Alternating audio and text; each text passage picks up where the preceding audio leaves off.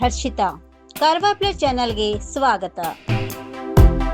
ರೈತ ವಿರೋಧಿ ಕಾಂಗ್ರೆಸ್ ಸರ್ಕಾರದ ವಿರುದ್ಧ ಜಿಲ್ಲಾಧಿಕಾರಿ ಕಚೇರಿ ಎದುರು ಬೃಹತ್ ಪ್ರತಿಭಟನೆ. ಕಾರವಾರ ಅಂಕೋಲಾ ವಿಧಾನಸಭಾ ಕ್ಷೇತ್ರದ ವ್ಯಾಪ್ತಿಯ 3 ಮಂಡಳದ ವತಿಯಿಂದ ರೈತ ವಿರೋಧಿ ಕಾಂಗ್ರೆಸ್ ಸರ್ಕಾರದ ವಿರುದ್ಧ ರಾಜ್ಯ ಬಿಜೆಪಿ ಉಪಾಧ್ಯಕ್ಷರಾದ ಶ್ರೀಮತಿ ರೂಪಾಲಿ ಸಂತೋಷ್ ನಾಯ್ಕ್ ಮತ್ತು ಉತ್ತರ ಕನ್ನಡ ಜಿಲ್ಲಾ ಬಿಜೆಪಿ ಅಧ್ಯಕ್ಷರಾದ ಎನ್ಎಸ್ ಹೆಗಡೆ ಅವರ ಉಪಸ್ಥಿತಿಯಲ್ಲಿ ಕಾರವಾರದ ಜಿಲ್ಲಾಧಿಕಾರಿ ಕಚೇರಿ ಎದುರು ಬೃಹತ್ ಪ್ರತಿಭಟನೆ ನಡೆಸಿದರು. ರಾಜ್ಯ ಬಿಜೆಪಿ ಉಪಾಧ್ಯಕ್ಷರೂ ಆದ ಶ್ರೀಮತಿ ರೂಪಾಲಿ ಎಸ್ ನಾಯ್ಕ್ ಅವರು ಮಾತನಾಡಿ, ಕಾಂಗ್ರೆಸ್ ಸರ್ಕಾರದ ದುರಾಡಳಿತ ಮತ್ತು ಆಂತರಿಕ ಕುರ್ಚಿ ಕಲಹದಿಂದ ರಾಜ್ಯದ ರೈತರು ಸಮಸ್ಯೆಗಳಿಂದ ತತ್ತರಿಸುತ್ತಿದ್ದಾರೆ. ಹಿಂದೆ ನಮ್ಮ ಬಿಜೆಪಿ ಸರ್ಕಾರದ ಅವಧಿಯಲ್ಲಿ ತಂದಿರುವ ರೈತ ಪರ ಯೋಜನೆಗಳು ಇಂದು ಸರಿಯಾಗಿ ನೀಡದೆ ರೈತರನ್ನು ಸಂಕಷ್ಟಕ್ಕೆ ದೂಡಿದ್ದಾರೆ. ಅತಿವೃಷ್ಟಿಯಿಂದ ಅನ್ನದಾತರ ಬದುಕು ಅತಂತ್ರವಾಗಿದೆ. ಅದಕ್ಕೆ ರಾಜ್ಯ ಕಾಂಗ್ರೆಸ್ ಸರ್ಕಾರಕ್ಕೆ ಕಿಂಚಿತ್ತೂ ಕಾಳಜಿ ಇಲ್ಲದಿರುವುದು ದುರ್ದೈವದ ಸಂಗತಿ. ಈ ಕೂಡಲೇ ರೈತ ವಿರೋಧಿ ನೀತಿಗಳನ್ನು ಕೈಬಿಟ್ಟು ರೈತರಿಗೆ ಪರಿಹಾರ ನೀಡುವುದಕ್ಕೆ ಮುಂದಾಗಿ ಅನ್ನದಾತನ ಸಂಕಷ್ಟ ಪರಿಹರಿಸಬೇಕು. ನಮ್ಮ ರೈತರು ಎದುರಿಸುತ್ತಿರುವ ಜ್ವಲಂತ ಸಮಸ್ಯೆಗಳನ್ನು ಪರಿಹರಿಸುವತ್ತ ಗಮನ ಹರಿಸಬೇಕು. ಸಂಕಷ್ಟ ಎದುರಿಸುತ್ತಿರುವ ಜಿಲ್ಲೆಯ ಭತ್ತ, ಕಬ್ಬು, ಮೆಕ್ಕೆಜೋಳ, ತೆಂಗು, ಅಡಿಕೆ ಬೆಳೆಗಾರರು ಹಾಗೂ ಮತ್ಸ್ಯ ಕೃಷಿಕರ ನೆರವಿಗೆ ರಾಜ್ಯ ಸರ್ಕಾರ ಕೂಡಲೇ ಧಾವಿಸಬೇಕು. ಸಂಕಷ್ಟ ಎದುರಿಸುತ್ತಿರುವ ನಮ್ಮ ಅನ್ನದಾತ ರೈತರ ಪರವಾಗಿ ರೈತರ ಹಿತರಕ್ಷಣೆಗಾಗಿ ಪಕ್ಷ ನಿರಂತರವಾಗಿ ಹೋರಾಟ ನಡೆಸಲಿದೆ ಎಂದು ಮಾತನಾಡಿದರು. ಬಿಜೆಪಿ ಜಿಲ್ಲಾಧ್ಯಕ್ಷರಾದ ಎನ್ಎಸ್ ಹೆಗಡೆರವರು ಮಾತನಾಡಿ, ನಮ್ಮ ಹಿಂದಿನ ಬಿಜೆಪಿ ಸರ್ಕಾರ ರೈತರ ಮಕ್ಕಳಿಗೆ ಕಿಸಾನ್ ಸಮ್ಮಾನ್ ಯೋಜನೆ ಅಡಿಯಲ್ಲಿ ವಿದ್ಯಾ ಪ್ರೋತ್ಸಾಹಧನ 4,000 ರೂಪಾಯಿ ಸೇರಿಸಿ 10,000 ನೀಡುತ್ತಿದ್ದರು. ಭತ್ತ ಕಟಾವು ಮಾಡುವ ಸಂದರ್ಭದಲ್ಲಿ ಬೆಳೆ ಹಾನಿಯಾಗಿ ಅಡಿಕೆ ಕೊಳೆ ರೋಗ ಪರಿಹಾರ ನೀಡುತ್ತಿದ್ದರು. ರಾಜ್ಯ ಮುಖ್ಯಮಂತ್ರಿ ಸಿದ್ದರಾಮಯ್ಯನವರು ಸುಳ್ಳು ಭರವಸೆ ನೀಡಿ ರೈತರಿಗೆ ಬೀದಿಗೆ ತಂದಿದ್ದಾರೆಂದು ಹರಿಹಾಯ್ದರು. ರೈತರ ಸಂಕಷ್ಟದ ಕುರಿತು ಜಿಲ್ಲಾಧಿಕಾರಿಗಳಿಗೆ ಮನವಿಯನ್ನು ಸಲ್ಲಿಸಿದರು.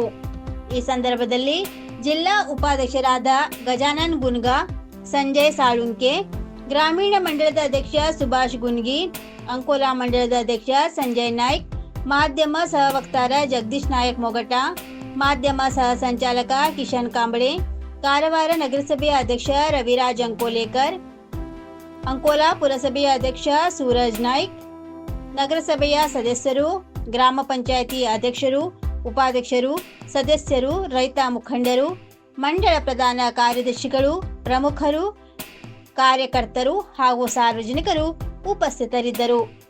ರೈತ ವಿರೋಧಿ ಕಾಂಗ್ರೆಸ್ ಸರ್ಕಾರದ ವಿರುದ್ಧ ಕಾರವಾರ ಅಂಕೋಲಾ ವಿಧಾನಸಭಾ ಕ್ಷೇತ್ರದಲ್ಲಿ ರೈತರ ಬಗ್ಗೆ ನಾವೆಲ್ಲರೂ ಒಗ್ಗಟ್ಟಾಗಿ ಒಂದಾಗಿ ಅವರಿಗೆ ನಾವೆಲ್ಲರೂ ಬೆನ್ನೆಲುಬಾಗಿ ನಿಲ್ಲುವಂಥ ಪರಿಸ್ಥಿತಿಯಲ್ಲಿ ಭಾರತೀಯ ಜನತಾ ಪಾರ್ಟಿಯ ರಾಜ್ಯದ ರಾಜ್ಯಾಧ್ಯಕ್ಷರಾದಂತಹ ವಿಜೇಂದ್ರ ಸರ್ ಅವರ ನೇತೃತ್ವದಲ್ಲಿ ಇಡೀ ರಾಜ್ಯಾದ್ಯಂತ ವಿಧಾನಸಭಾ ಕ್ಷೇತ್ರವಾಗಿ ಈ ಒಂದು ಹೋರಾಟ ಎಲ್ಲ ಕಡೆಗೆ ನಡೀತಾ ಇದೆ. ಜೊತೆಯಲ್ಲಿ ಜಿಲ್ಲೆಯಲ್ಲಿ ಒಂದು ಹೋರಾಟ, ಅತಿ ದೊಡ್ಡದಾಗಿ ಹೋರಾಟ ಕೂಡ ಜಿಲ್ಲೆಯಲ್ಲಿ ನಾವು ನಾಡ್ದು 6ನೇ ತಾರೀಕಿನ ದಿವಸ ಶಿರ್ಸಿಯಲ್ಲಿ ನಾವು ಈ ಹೋರಾಟವನ್ನು ಮಾಡ್ತಾ ಇದ್ದೇವೆ. ಈ ಒಂದು ಭ್ರಷ್ಟ ಕಾಂಗ್ರೆಸ್ ಸರ್ಕಾರದಲ್ಲಿರುವಂಥ ಸಚಿವರುಗಳು, ಮಾನ್ಯ ಮುಖ್ಯಮಂತ್ರಿಗಳು ಇರುವಂಥ ಎಲ್ಲರೂ ಕೂಡ ಅವರವರ ಕುರ್ಚಿಗಳನ್ನು ಬಲಪಡಿಸಲಿಕ್ಕೆ ಈ ಒಂದು ರೈತರಿಗೆ ಅನ್ಯಾಯವನ್ನು ಏನು ಮಾಡ್ತಾ ಇದ್ದಾರೆ, ಆ ಅನ್ಯಾಯದ ಸಲುವಾಗಿ ಇವತ್ತು ನಾವೆಲ್ಲರೂ ಇಲ್ಲಿ ಹೋರಾಟವನ್ನು ಮಾಡಲಿಕ್ಕೆ ಬಂದಿದ್ದೇವೆ. ಇವತ್ತು ರೈತರ ಸಲುವಾಗಿ ಹಿಂದಿನ ನಮ್ಮ ಬಿಜೆಪಿ ಸರ್ಕಾರ ಇದ್ದಾಗ ಹಿಂದಿನ ಮಾಜಿ ಮುಖ್ಯಮಂತ್ರಿಗಳಾದಂಥ BS ಯಡಿಯೂರಪ್ಪಜಿಯವರು ಹಾಗೂ ಬೊಮ್ಮಾಯಿ ಸರ್ ಅವರು ಆ ಒಂದು ಹಿಂದಿನ ಒಂದು ರೈತಪರ ಯೋಜನೆಗಳನ್ನು ತಂದಿದ್ರು. ಆ ಯೋಜನೆಗಳನ್ನು ಕೂಡ ಇವತ್ತು ರೈತರಿಗೆ ಕೊಡದೆ ಇವತ್ತು ರೈತರಿಗೆ ಸಂಕಷ್ಟದಲ್ಲಿ ಹಾಕಿದ ಈ ಒಂದು ಕಾಂಗ್ರೆಸ್ ಸರ್ಕಾರಕ್ಕೆ ನಾವು ಭ್ರಷ್ಟ ಕಾಂಗ್ರೆಸ್ ಸರ್ಕಾರ ಅಂತ ಹೇಳಲಿಕ್ಕೆ ಇಷ್ಟಪಡ್ತಾ ಇದ್ದೇವೆ. ರೈತರ ಮಕ್ಕಳಿಗೆ ಮಾನ್ಯ ಯಡಿಯೂರಪ್ಪಜಿಯವರು ಪಾಪ ರೈತರ ಮಕ್ಕಳು ಕಷ್ಟದಲ್ಲಿ ಇರ್ತಾರೆ. ರೈತರು ದೇಶದ ಬೆನ್ನೆಲುಬು. ಅವರು ಕಷ್ಟದಲ್ಲಿ ಇರಬೇಕಾದ್ರೆ ಅವ್ರ ಮಕ್ಕಳಿಗೆ ಒಂದು ವಿದ್ಯಾನಿಧಿ ಸಲುವಾಗಿ ಒಂದು ಹಣವನ್ನು ಮಂಜೂರಾತಿಯನ್ನು ಕೊಟ್ಟಿದ್ರು, ಆ ಯೋಜನೆಯನ್ನು ತಂದಿದ್ರು. ಅದು ಸಹ ಇವತ್ತು ಕಾಂಗ್ರೆಸ್ ಸರ್ಕಾರ ಬಂದ್ ಮಾಡಿದೆ. ಕೇಂದ್ರ ಸರ್ಕಾರ 6,000 ಕಿಸಾನ್ ಸಮ್ಮಾನ್ ಕಾರ್ಡ್ನಲ್ಲಿ ಕೊಡ್ತಾ ಇದ್ರೆ, ಇವತ್ತು ರಾಜ್ಯದಲ್ಲಿ ನಮ್ಮ ಯಡಿಯೂರಪ್ಪಾಜಿಯವರು NDRF ಮತ್ತು SDRF ನಲ್ಲಿ ಅದನ್ನು ಹೊರತುಪಡಿಸಿ 4,000 ರೂಪಾಯಿಗಳನ್ನ ಬಿಜೆಪಿ ಸರ್ಕಾರ ಆವಾಗ ನಾವು ಕೊಡ್ತಾ ಇದ್ವಿ. ಆದ್ರೆ ಅದು ಕೂಡ ರೈತರಿಗೆ ಬರುವಂತದನ್ನ ಬಂದ್ ಮಾಡಿಸಿದ್ದಾರೆ. ಇವತ್ತು ರೈತರ ಏನು ಈ ಒಂದು ಮಳೆ ಹಾನಿಯಿಂದ ರೈತರು ಕಂಗಾಲಾಗಿದ್ದಾರೆ. ಆ ಮಳೆ ಹಾನಿಯಿಂದ ಕಂಗಾಲಾದ ರೈತರಿಗೆ ಅಟ್ಲೀಸ್ಟ್ ಅವರು ಬಂದು ವಿಚಾರಿಸುವಂತ ಸೌಹಾರ್ದವನ್ನು ಕೂಡ ತೋರಿಸಲಿಲ್ಲ. ಜನರನ್ನು ವಿಚಾರಿಸೋದಿರ್ಲಿ, ಆ ಅಧಿಕಾರಿಗಳು ಕೂಡ ಅಲ್ಲಿ ಮುಟ್ಟಿ ಆ ಜನರ ನ್ಯಾಯವನ್ನು ಕೇಳಲಿಕ್ಕೆ ಯಾರು ಕೂಡ ಅಲ್ಲಿ ಆ ಊರಿನ ಜಿಲ್ಲಾ ಉಸ್ತುವಾರಿ ಸಚಿವರಾಗ್ಲಿ, ಅಲ್ಲಿಯ MLAಗಳಾಗ್ಲಿ, ಇಲ್ಲಿ ಇರುವಂತ ಮಿನಿಸ್ಟರ್ಗಳಾಗ್ಲಿ, CM ಅವರು ಕೂಡ ಆ ಮಾತಿಗೆ ಯಾರು ಕೂಡ ಅವರನ್ನು ನೋಡ್ತಾ ಇಲ್ಲ. ಇವತ್ತು ನಾವು ಎಲ್ಲರೂ ರೈತರ ಸಲುವಾಗಿ ಏನು ಹೋರಾಟ ಮಾಡ್ತಾ ಇದ್ದಾರೆ. ರೈತರು ಇವತ್ತು ಕಣ್ಣೀರಲ್ಲ, ಅವರು ಕಣ್ಣೀರಲ್ಲ ರಕ್ತದಿಂದ ಕಣ್ಣೀರು ಹಾಕ್ತಾ ಇದ್ದಾರೆ. ಇವತ್ತು ರೈತರು ದುಡಿಯುವಂತ ಒಂದು ಸಮಸ್ಯೆ, ಅವರು ಮಾಡಿದಂತ ಒಂದು ಮೆಕ್ಕೆಜೋಳ ಇರಲಿ, ಮತ್ತೆ ಭತ್ತ ಇರಲಿ, ಕಬ್ಬಿರಲಿ, ನಮ್ಮ ಈ ಒಂದು ಉತ್ತರ ಕನ್ನಡ ಜಿಲ್ಲೆಯ ಈ ಒಂದು ಕೋಸ್ಟಲ್ ಬೆಲ್ಟ್ ಅಲ್ಲಿ ಮೀನುಗಾರಿಕೆ ಜನರಿಗಿರ್ಲಿ, ಹೈನುಗಾರಿಕೆ ಇರಲಿ, ತೋಟಗಾರಿಕೆ ಇರಲಿ, ಯಾವುದೇ ಒಂದು ವಿಷಯದಲ್ಲೂ ಕೂಡ ಕಾಂಗ್ರೆಸ್ ಸರ್ಕಾರ ಈಗ ತನಕ ಏನ್ ಮಾಡ್ತಾ ಇದ್ದಾರೆ, ರೈತರು ಎಷ್ಟು ಹಾನಿಯಾಗಿದೆ, ಮಳೆಯಿಂದ ಎಷ್ಟು ಹಾನಿಯಾಗಿದೆ, ಒಂದು ಸಹ ಸಮೀಕ್ಷೆ ಸರಿಯಾಗಿ ಇವತ್ತು ತನಕ ಮಾಡಿಲ್ಲ.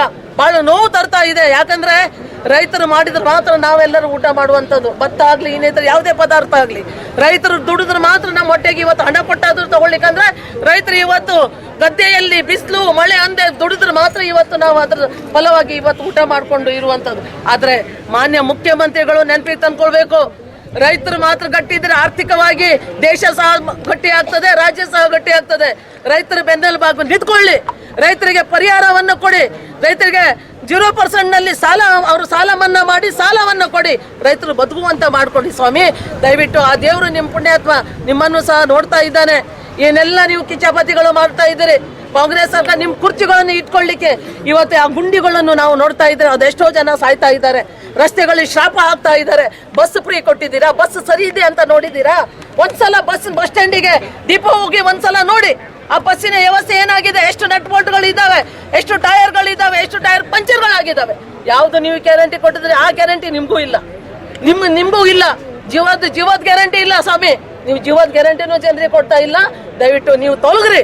ನಿಮ್ಮ ಆ ಕುರ್ಚಿ ಉಳಿಸ್ಕೊಳ್ಳಿಕ್ಕೂ ಅರ್ಹರಲ್ಲ. ಬ್ರೇಕ್ಫಾಸ್ಟ್ ನಾಟಕ ಮಾಡ್ತಾ ಇದ್ದೀರಾ.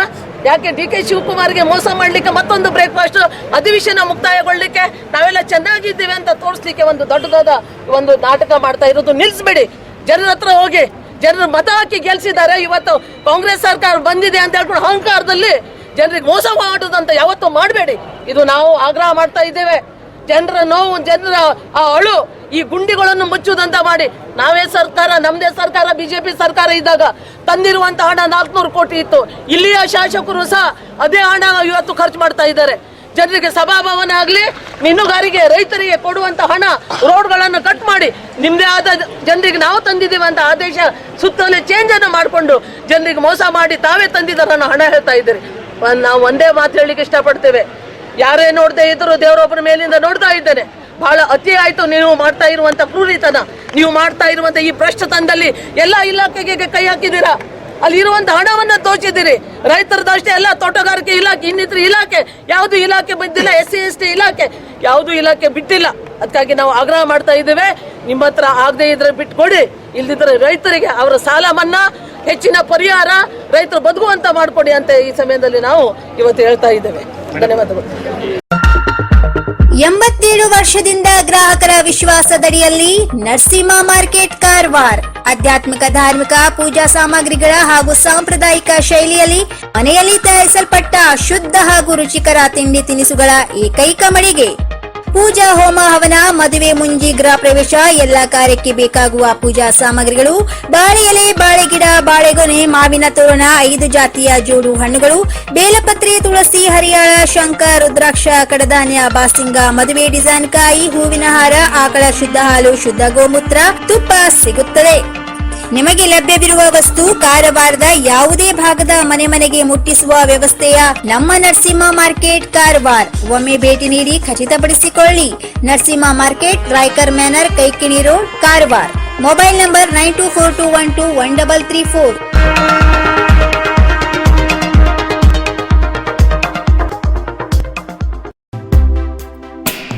ಇನ್ನು ಮತ್ತಷ್ಟು ಸುದ್ದಿಗಾಗಿ ಕಾರವಾರ ಪ್ಲಸ್ ವೀಕ್ಷಿಸಿ. ಈ ವಿಡಿಯೋ ನಿಮಗೆ ಇಷ್ಟವಾದಲ್ಲಿ ಲೈಕ್ ಮಾಡಿ, ಶೇರ್ ಮಾಡಿ, ಸಬ್ಸ್ಕ್ರೈಬ್ ಮಾಡಿ. ಧನ್ಯವಾದಗಳು.